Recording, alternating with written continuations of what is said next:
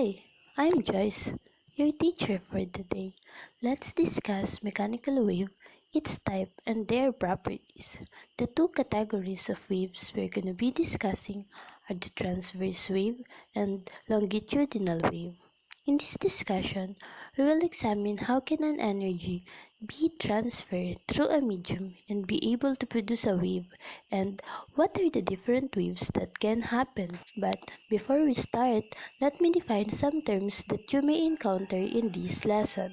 A wave is a traveling distance consisting of vibration that transmit energy without transferring matter.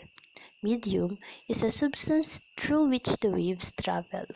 A wave pulse is a short and fleeting waves, while a continuous wave is a repeating and steady wave. Now, let us discuss mechanical waves. It is the transfer of energy from one place to another through the use of medium. But how can energy is being transferred? We all know that mechanical waves transport energy. This energy propagates in the same direction as a wave, and this can only be produced in media, which possess elasticity and inertia. Media or medium can be a solid, liquid, or a gas. A mechanical waves require an initial energy input. Once this initial energy is added, the waves travel through the medium until all its energy is transferred.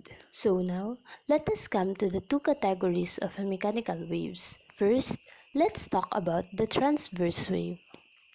In transverse wave, the particles are moving perpendicular, a 90-degree to the direction of the wave.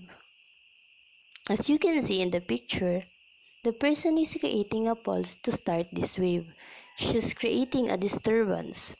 A wave is actually moving in this direction, but the motion is up and down. One thing that characterizes a transverse wave is that the particles of medium are vibrating at a right angle or perpendicular to the direction of the actual wave motion. Let us look at this at an animation using the PhET simulation in physics.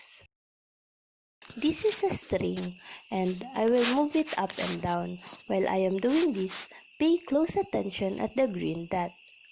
Notice that even if the particles are moving in this direction, the green dot is not moving on its position. Using a ruler, I am gonna show you what I mean.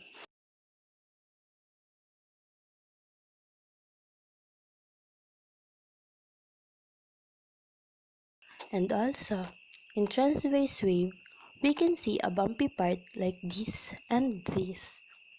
The bumpy part in the higher point of the wave is called the crest, while the lower point of the wave is called the trough.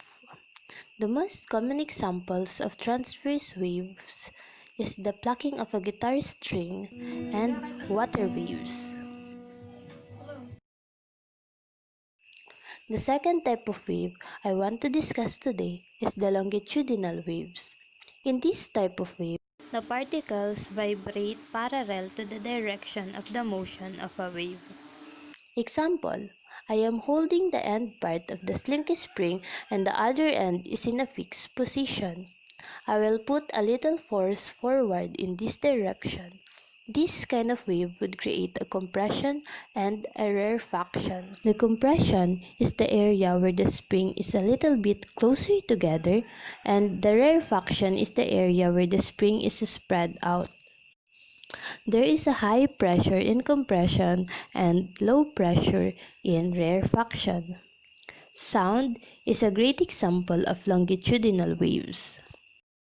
So, for you to better understand the two types of mechanical waves, here is an illustration of transverse wave and longitudinal wave. Now, after you understand the two types of mechanical waves, we're going to be moving forward on its measurement. There are 5 quantities that can be used to describe a mechanical wave.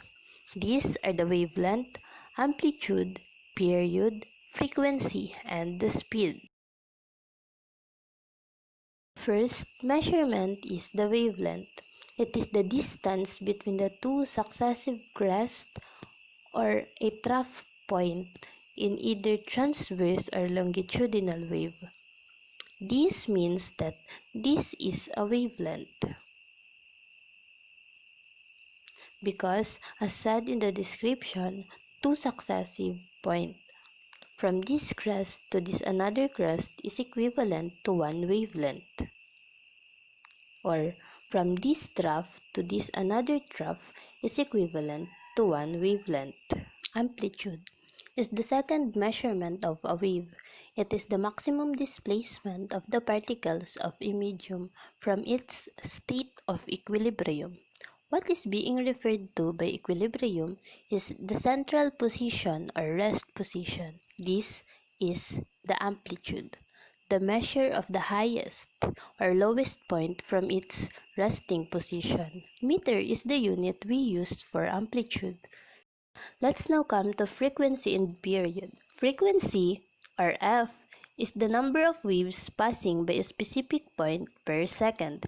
It is the answer to how many oscillation or waves do we have per unit time. Period, which is represented by the capital T, is the time it takes for one wave cycle to complete. So, period and frequency will always be reciprocal of each other. 1 divided by period is going to tell you the frequency and vice versa. Once you know period, you will also get the frequency, and if you have the frequency, you can get the period. Just remember that the wave period is going to be the time between the waves, and then the wave frequency is going to be a wave or a set of waves per unit of time. We can measure period in second, and then we are going to measure wave frequency in hertz, which is the number of waves per unit of time. The following are their mathematical equations. So, using again the PhET simulation, we're gonna generate some wave. The waves are moving from left to right. We will gonna get its frequency and period, but for us to see it clearly, we're gonna slow it down. We will also use the clock so we can keep track of the time.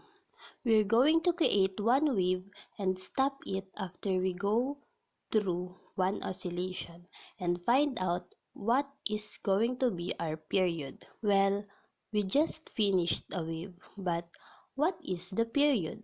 It is the time.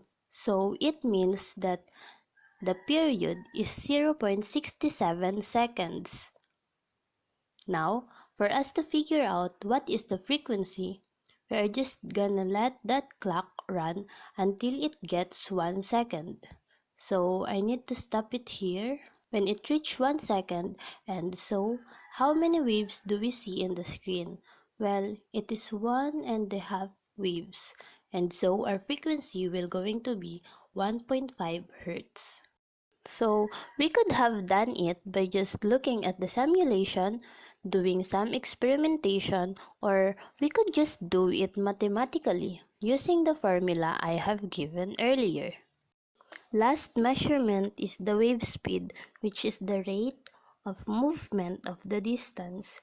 Wave speed can be affected by the properties of the medium it travels, like the mass and the force between particles. For a simpler way for us to get the wave speed, we will just remember that speed is the distance we travel over a period of time. Now, how do we measure distance when it comes to waves? That is going to be wavelength. How about the measure of time? It's going to be the period. So, if we simply divide the wavelength by the period, we now have calculated the wave speed. Easy, right? We are done with the discussion of our topic, mechanical waves. I made a short summary here for you to look on. Thank you for watching. I hope you learned. Bye!